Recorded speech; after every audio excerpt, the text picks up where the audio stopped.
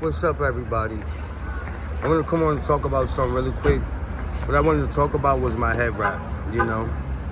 Years ago, when I was younger, I used to wear a lot of do-rags. So I've been having a bald head since I was like 21, 23. Between that age, I started wearing the bald head.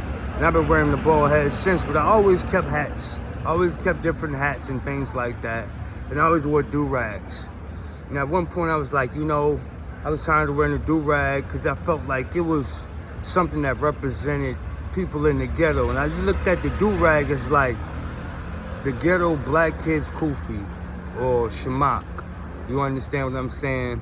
But at one point during COVID, I think right before COVID, I decided that I wanted to not make it something so ghetto and create something that ties Islam and Christianity together, because they do have the same roots. A lot of the stories in the Quran is also in the Bible.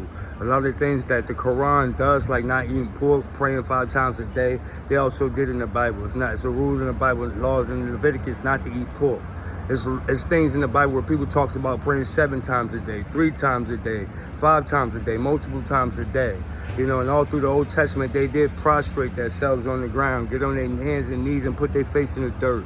You know, put mud on their head, rip their clothes off. This was part of the praying and grieving during the ancient times, which is recorded in the Bible and the Quran. You know, so therefore, when them two being so closely linked, but in today's time, they're so separate, I decided to do something that represents Christianity. Because Christians don't have no attire that we wear that make us special. You understand what I'm saying? Most Christians just wear regular clothes. So what I did was I took the Arabic Shema that represents Islam, and I tied it in a way that represents and looks like the crown of thorns for those who follow Christ and Christianity.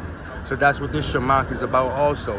It represents the crown of life that we will receive, like resurrected, like our master, Yahushua HaMashiach, that Jesus Christ the Messiah.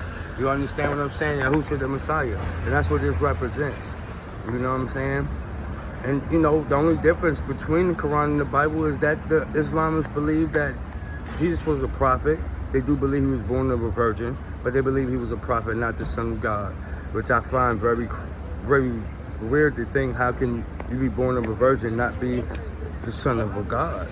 So therefore, I think that's why I choose to roll with the Bible versus the Quran. I do know that Elohim in ancient Hebrew, you understand, was Aramaic. It was Allah, or short for Elohim, and then it became Allah. You know, so I can see how all three, Elohim, Allah, and Allah, all adds up, and Allahs. You understand what I'm saying? So I can see how all that means God, but none of them has their name but the Bible. And the Bible says his name is Yahuwah.